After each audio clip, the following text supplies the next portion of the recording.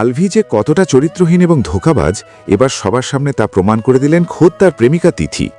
যে তিথির জন্য আলভি নিজের সাজানো সংসার ভেঙেছিলেন, ইকরাকে মৃত্যুর মুখে ঠেলে দিয়েছিলেন, এবার সেই তিথি আলভির আসল রূপ মানুষের সামনে নিয়ে এলেন।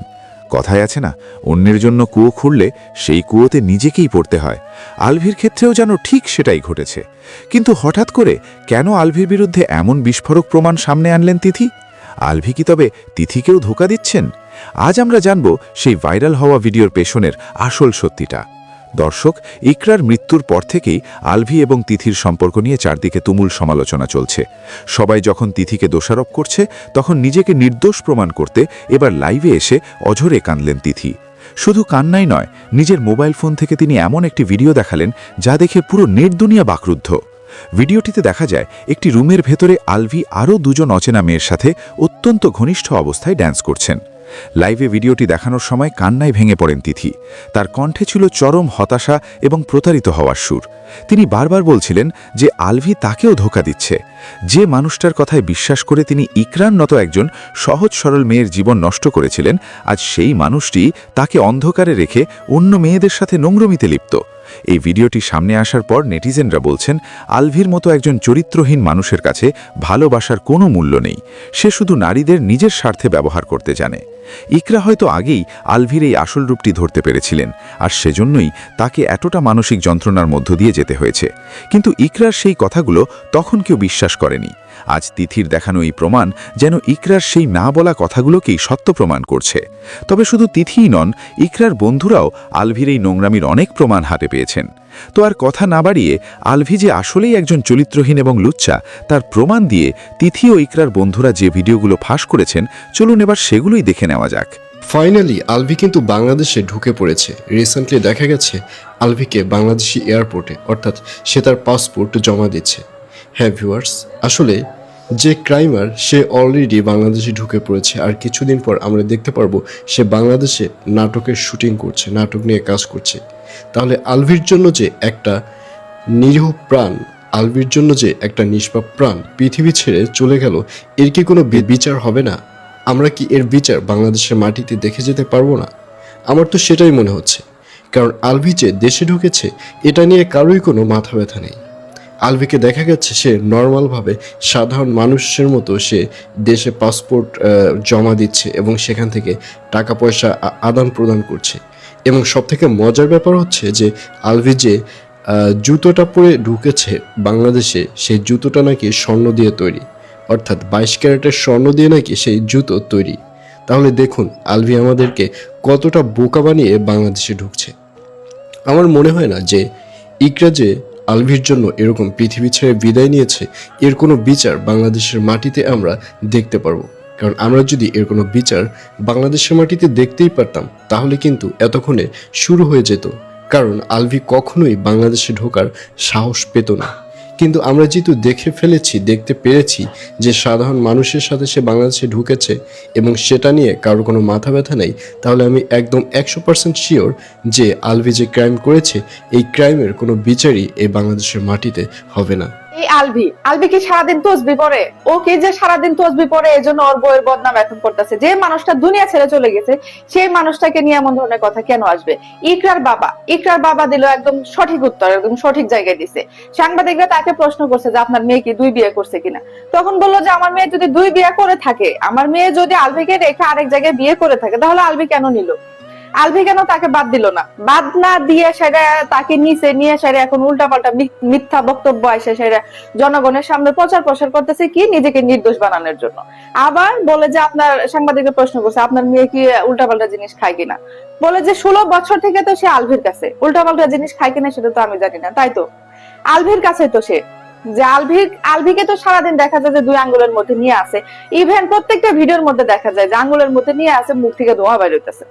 তাহলে এই মানুষের বউ, এই বউটার তো তার সাথে ম্যাচিং হয়ে চলতে গেলে বা তার খুশি তার পছন্দ মতো চলতে গেলে হয়তো অনেক কিছু করতে হয়েছে।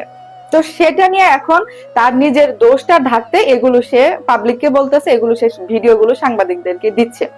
কথা সেটা না, কথা হচ্ছে যে আচ্ছা উনি না হয় 2 বিয়ে করছে, ইকরা 2 বিয়ে করছে, তো কি তিথি কি অবিবাহিত? তিথি কি সারাদিন তসবি পড়ে? তিথি কি হাজি? তিথি কি পর্দাশীল?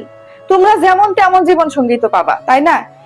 সেই লোকটা কেন দুনিয়া ছেড়ে চলে গেল, এটি এখন সকলের প্রশ্ন হওয়া উচিত। যে লাস্ট 22 সেকেন্ড এই আলভি ইকরাকে কি বলেছিল, সেই প্রশ্ন ধামাচাপা দিতে, সেই প্রশ্নগুলো নিচে ফেলে দিতে এরকম উল্টা পাল্টা কথা কতগুলো এনে সেরে পাবলিকের সামনে তুলে ধরতেছে। কেন একটা মানুষ কেন চলে গেল সেই বিচার তো আগে হবে। সে মানুষ অনেক খারাপ ছিল, সে মানুষের মনে যদি এত সুখ থাকতো তাহলে সে কখনো এই কাজ করতো না। মনে এত সুখ থাকলে সে কখনোই দুনিয়া ছেড়ে যায় না, ঠিক আছে? আলভির মা ইকরার শাশুড়ি, আসলে কি শাশুড়ি বলতে এরকম? ইকরার শাশুড়ি কিন্তু এই আলভি তিথির ব্যাপারে সবটাই জানতো। আলভি তিথিকে বাসায় নিয়ে এসেছে বা আলভি তিথির বাসায় গিয়ে থাকছে, তার সাথে স্বামী স্ত্রীর মতো আচরণ করছে, তারা এটা কিন্তু সবই জানতো। তাহলে কেন সে ছেলেকে নিষেধ করে নাই? অনেকে বলবেন যে বড় হওয়ার পরে ছেলেরা কথা শুনে না। কথা শুনে না ঠিকই, কিন্তু অনেক কিছু কিন্তু কন্ট্রোল করা যায়। আমি জানি না সে কতটুকু চেষ্টা করেছেন। সে যদি চেষ্টা করতেন তাহলে ইকরাকে আলভির কাছে বানাতে চাইতেন না। এখন আবার অনেকে বলবেন যে ইকরা তো এরকমই, ইকরার লাইফস্টাইল তো এরকমই, হাতের মধ্যে ট্যাটু করা, বন্ধুদের সাথে আড্ডা দেওয়া, এগুলো কে শিখিয়েছে? এগুলো কিন্তু আলভি শিখিয়েছে। এই আলভির সাথে মিলিয়ে চলতে গিয়েই ইকরাকে এমন হতে হয়েছে। আলভি হাতের মধ্যে ট্যাটু করেছে কিং, তখন ইকরাকে করতে বলেছে, ইকরা তখন হাতের মধ্যে কুইন নামের ট্যাটু করেছে। তাছাড়াও এই যে আপনারা অনেকে বলছেন যে বা ভিডিও একটি প্রচার হয়েছে যে ইকরা এই সেই খাচ্ছে, ওটি ছিল একটি বিয়ের অনুষ্ঠান। বিয়ের অনুষ্ঠানে সেখানে কিন্তু আলভির ভাইও ছিল। মূলত ইকরাকে এই আলভি কিন্তু সেই লাইনে নিয়ে গিয়েছে, আলভি সেই লাইনে নিয়ে গিয়েছে। এখন হচ্ছে যে আলভির দোষটা ধামাচাপা পড়ে যাচ্ছে, যে কি আলভি এখন ঠিক সে কারণে ইকরা এরকম ছিল বলে সে কারণে তিথির সাথে সম্পর্ক করেছে। তো তিথি কি ওগুলো খায় না? অনেকে তো মানে দেখেছে যে তিথি সারাদিন ওরকম ওগুলো খেতে থাকে। তো তাহলে যে আবার বলতেছে যে এরকম ইকরা নাকি আগের একটি বিয়ে ছিল, তো ইকরার আগের বিয়ে ছিল, তিথির কি হয়েছে? তিথি কি অবিবাহিত? তিথি কি অবিবাহিত যে ইকরাকে রেখে সেজন্য অবিবাহিত আরেকজনের কাছে গিয়েছে? ব্যাপারটা কি এরকম? এরকম না। তবে শাশুড়ি চাইলে মনে হয় যে এখানে অনেক কিছুই হয়তো করতে পারতেন। কারণ কি জানেন, এই যে ঘটনার পরে কিন্তু সে রিজিককে নিয়ে দূরে অন্য কোথাও চলে গিয়েছে। মোট কথা সে নাকি পালিয়েছে। তারপরে আরেকটা ব্যাপার যে ইকরার বাসায় এই ইকরার শাশুড়ি কিন্তু একটা বার এখন পর্যন্ত কল দেয়নি। কল দিয়ে দুঃখ প্রকাশ করা বা সান্ত্বনা দেওয়া, এগুলো কি তার করা দরকার ছিল না? একটা ফোন কি করা দরকার ছিল না ইকরার মা বাবাকে? কি বলেন আপনারা? করা কি দরকার ছিল কিনা? আসলে মানে কি বলবো, আমি ওনার দিকে প্রশ্ন উঠাতে চাইনি। এটি ইকরার পরিবারের কথা, যে খুবই দুঃখ প্রকাশ করে বলেছেন যে আমার মেয়েটা শাশুড়ির এত বছর সেবা যত্ন করলো, এত বছর একসাথে থাকলো, তার দেবরের সেবা যত্ন করলো, তার দেবরটা অসুস্থ, সেই দেবরকে ইন্ডিয়া নিয়ে চিকিৎসা করালো, আলভিতে শুটিং এ ব্যস্ত থাকতো, সবকিছু করলো, তাহলে কেন সে একটা বার শেষবারের মতো তার ছেলের বউটাকে দেখতে আসতে পারলো না? এখানে কিন্তু প্রশ্ন থেকে যায়, তার কি উচিত ছিল না শেষবারের মতো একটা বার ছেলের বউটাকে দেখতে আসা? কি বলতো মানুষ, না হয় তোমাদেরকে দুটো কথা শোনাতো, তো কি হয়ে যেত?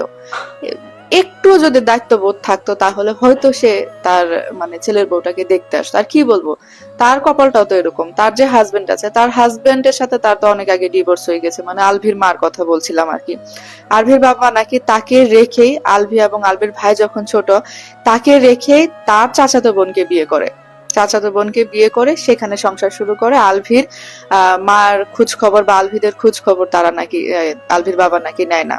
পরবর্তীতে আলভির বাবা আর দুনিয়াতে বেঁচে নেই। তবে আলভির বাবার স্বভাব নাকি ওই আলভির মতোই ছিল, বিভিন্ন জায়গায় বা এগুলো নাকি সেও এগুলোতে আসক্ত ছিল, এরকমটাই তথ্য উঠে এসেছে। ইকরার পরিবারের একজনের কাছে শুনলাম যে হ্যাঁ আলভির বাবাও এরকম ছিল। তো বাপকা বেটা, তবে মার এখানে আমি জানি না মার ভূমিকা কতটুকু কি, তবে সে এখনো অনেক যে অনুচিত কাজগুলো করে যাচ্ছে। যে কত স্বাদের ছেলে আপনারা জানেন না, অনেক যে কষ্টের, কতদিন অনেক চেষ্টা কষ্টের করছে, ছেলেটা ওর। কত রকমের চিকিৎসা করাইছে, শুধুমাত্র কত কথা শুনেছে আলভির মা, কত যে এগুলো নিয়ে কথা শুনেছে যে আমার ছেলেকে আলাদা করছো, আমার কাছ থেকে তোমার কোনোদিন বাচ্চা হবে না, এসব কথা বলছে। কত মনে কষ্ট নিয়ে এই বাচ্চাকে সে জন্ম দিচ্ছে। কত আমাদের মধ্যে সবার প্রথম ওর বাচ্চা হয়, আমাদের ছেলে, আমরা বলি যে আমাদের প্রথম বাচ্চা। হ্যাঁ, রিজিক আমাদের প্রথম বাচ্চা, এটা আমরা বলি। আজকে আমাদের প্রথম বাচ্চাটারও ওর, আমি হচ্ছে রিজিকের মৌমা, মানে ও হচ্ছে আমাকে মৌমা ডাকে। তো মা তো মাই, মৌমা ওর, আর ওর মা তো এখানে, আর আমরা তো আরেকটা মা, ও আরেকটা মা। আমরা সবাই ওর মা, তো ওকে আজকে আসতে দেয় নাই। আমি অবাক হয়েছি আমি যখন রিজিকটা নিচ্ছি, মা ও কিন্তু মৌমার দেখলেই খুব স্বাভাবিক কোলে চলে আসে। ওর মা যেহেতু নেই, ওর মায়ের গন্ধ তো ভাই আমার গায়েও আছে। কালকে সারাটা দিন ও আমার গায়ের সাথে, আমার হাতে ওর গায়ের গন্ধ আমার গায়ে আছে। তো ওরে আমি কোলে নিছি, নিয়ে গেল। আমি বললাম নিহাল আমার কাছে দাও, ও আমার কাছে থাকলে ও আমার বুকে থাকুক, ও তো আমারই সন্তান, ওর মা আমি তোর মা।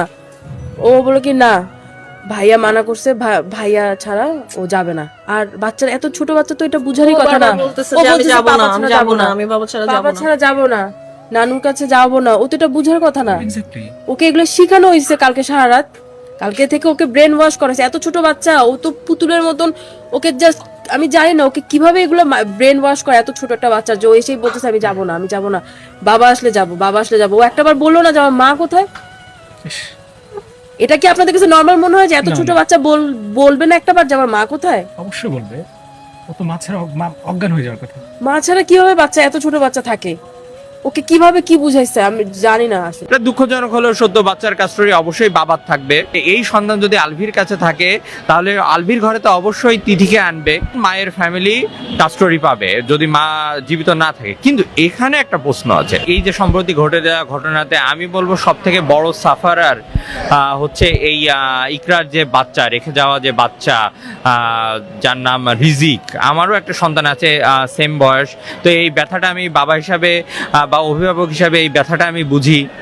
তো আমি অন্যান্য আমার বোনদের বলবো শক্ত হতে, এবং আমি যে আইনের প্রক্রিয়া বললাম তাদেরকে পরক্রিয়ায় লিপ্ত হওয়া স্বামী বা স্ত্রীকে ওই আইনের আয়ত্তাতে এনে বাধাগ্রস্ত করার চেষ্টা করার জন্য আমি অনুরোধ করব।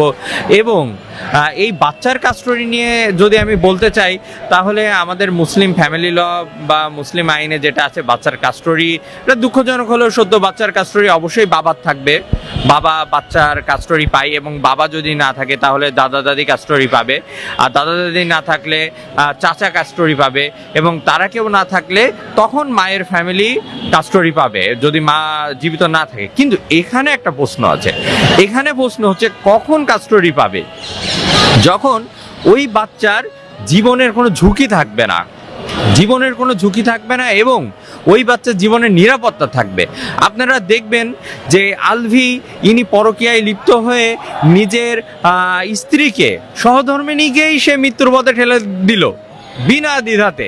তাহলে সেই যে নারীর সাথে সে পরক্রিয়ায় লিপ্ত হলো তিথি, ওনাদের যে কর্ম বা ওনাদের যে কাজের মাধ্যমে এই যে ইকরা সে আজ মৃত্যুর পথ বেছে নিতে বাধ্য হলো, তাহলে এই আলভি এবং এই তিথি কিভাবে ইকরার সন্তানকে তার একই সংসারে একইভাবে রাখবে এবং রাখতে তারা চাইবে, এটা মানবতার কোশ্চিন। এটা সবাই বুঝবে যে এই সন্তান যদি আলভির কাছে থাকে তাহলে আলভির ঘরে তো অবশ্যই তিথিকে আনবে, এবং সেই সংসারে কিভাবে সেই সন্তান থাকবে বা বেড়ে উঠবে, তাদের কতটা দুর্ভোগ, তাকে কতটা অত্যাচারে সামিল হতে হবে, এটা আপনারা সবাই বুঝছেন। আর আরেকটা কথা, যদি তার বাবা থাকে, সন্তানের যদি বাবা থাকে এবং বাবা যদি দ্বিতীয় বিবাহ করে এবং ওই পরিবারে যদি ওই সন্তানের জীবন নাশের হুমকি থাকে এবং সঠিকভাবে বেড়ে ওঠা বাধাগ্রস্ত হয়, তাহলে তার কাস্টডি তার মা, এবং মা না থাকলে তার নানা নানি বা মামা এনারা পাবেন। তো এই সম্প্রতি ঘটনার সাথে রিলেট করে আমরা বলতে পারি, যেহেতু আলভি তার স্ত্রীকেই মৃত্যুর দ্বার প্রান্তে ঠেলে দিল এবং এই তিথিকেই তো অবশ্যই সে ঘরে আনবে, যার জন্য এত কিছু, তো তারা ইকরার সন্তানকে অবশ্যই তারা সন্তানের মর্যাদাতে রাখবে না, রাখলেও সেই সন্তানটা খুবই অত্যাচার এবং মানবতার জীবনযাপন করবে। এজন্য কোর্ট আমাদের সবার উপরে, তারা বুঝেন, বিজ্ঞ বিচারকরা বুঝেন। বিজ্ঞ বিচারকদেরকে আমি আশা রাখবো অবশ্যই ইকরার মা বাবি এই সন্তানের কাস্টডি পাবে। ইকরা আপুকে কাজ করতে বাধ্য করা হয়েছে কিসের জন্য? আসলে ও নেপাল যেতে চাইছিল, রেডি হচ্ছে, দেখাইছে, বুঝাইছে ইকরা আপু, তখনই আলভি বলছে যে আমি তো তিথিকে বিয়ে করছি, তোমার এসে তোকে ডিভোর্স দিয়ে দেবো। বিষয়টার জন্য অ্যাকচুয়ালি অনেক কিছুর তিক্ততা, অনেক কষ্ট, অনেক কিছুর মধ্যে সে এই তার নিজের জীবনটা শেষ করে দেয়।